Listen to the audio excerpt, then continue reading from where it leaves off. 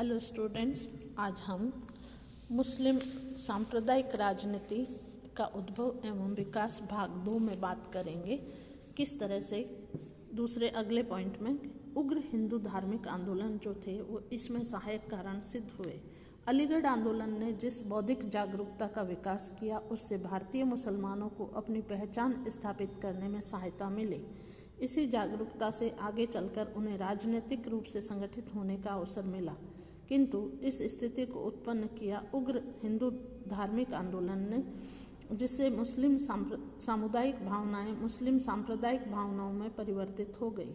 यद्यपि राजा राम मोहन राय ने बंगाल में ब्रह्म समाज की स्थापना करके हिंदू धार्मिक पुनरुत्थान का सूत्रपात किया, किंतु स्वामी दयानंद सरस्वती के आर्य समाज ने कट्टर हिंदू धार्मिकता का परिचय देते हुए गोहत्या के विरुद्ध एक आंदोलन छेड़ दिया। 1882 ईस्वी में स्वामी जी ने गोरक्षणी सभा की स्थापना की, जिसके फलस्वरूप सारे देश में गोहत्या के विरोध में दंगे हुए। इन दंगों में मंदिर, मस्जिद और दुकानें नष्ट कर दी गई।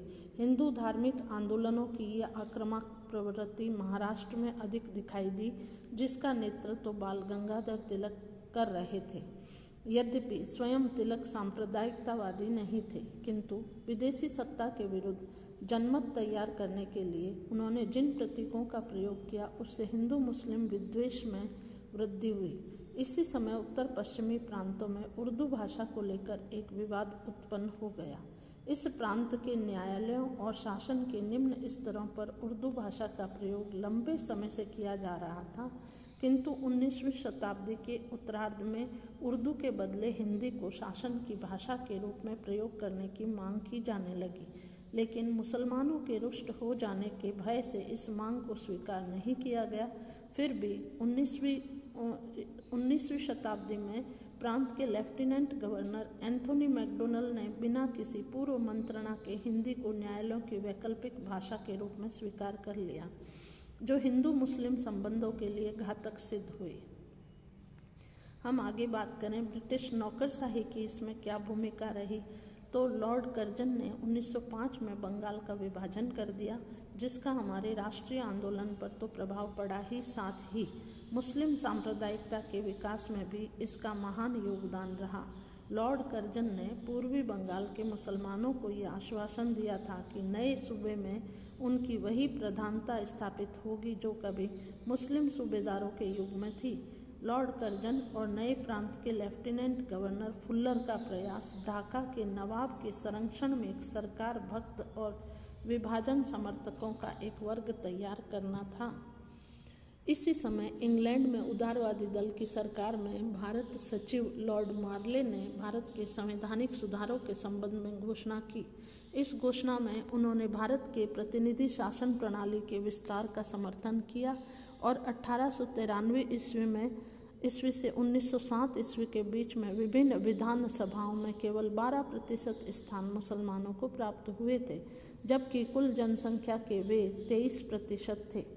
1904 ईस्वी में किए गए एक सरकारी सर्वेक्षण के अनुसार 75 रुपये या इससे अधिक वेतन पर काम करने वाले हिंदुओं की संख्या 1427 थी और मुसलमानों की मात्र 213। अतः लॉर्ड मार्ले की घोषणा ने मुसलमानों को अपने भविष्य के प्रति उद्वेलित कर दिया। इस अवसर पर वायसराय के निजी सचिव स्मिथ ने अलीगढ़ कॉलेज के प्रिंसिपल आर्कीबाल्ड को लिखा कि यदि आगामी सुधारों के बारे में मुसलमानों का एक प्रतिनिधि मंडल मुसलमानों के लिए अलग अधिकारों की मांग करे और इसके लिए वायसराय से मिले तो वायसराय को उनसे मिलने में प्रसन्नता होगी। इस पर आर्कीबाल्ड ने अलीगढ़ कॉलेज के सचिव नवाब मोहसिन उल मुल्क को इस संबंध में एक पत्र लिखा। मोहसिन उल मुल्क को इस प्रस्ताव में मुसलमानों का हित दिखाई दिया और उन्होंने एक प्रार्थना पत्र तैयार करके उस पर 4000 मुसलमानों के हस्ताक्षर करवाए। तत्पश्चात वे देश के विभिन्न भागों के 35 प्रमुख मुसलमानों को साथ लेकर आगा खां के नेतृत्व में 1 अक्टूबर 1906 को वायसराय से मिले।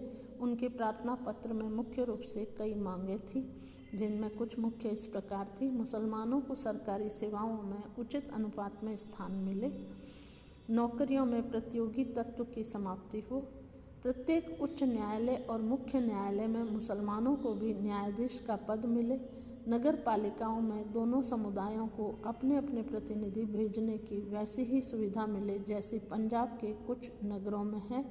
विधान परिषदों के चुनाव के लिए मुख्य मुस्लिम जमींदारों, वकीलों, व्यापारियों और अन्य महत्वपूर्ण हितों के प्रतिनिधियों, जिला परिषदों और नगर पालिकाओं के मुसलमान सदस्यों तथा 5 वर्षों और किसी ऐसी अवधि के पुराने मुसलमान स्नातकों के निर्वाचक मंडल बनाए जाएं। इस प्रार्थना पत्र में इस तथ्य पर विशेष जोर दिया गया कि भविष्य में किए जाने वाले किसी संवैधानिक परिवर्तन में न केवल मुसलमानों की संख्या वरन उनके राजनीतिक और ऐतिहासिक महत्व को भी ध्यान में रखा जाए।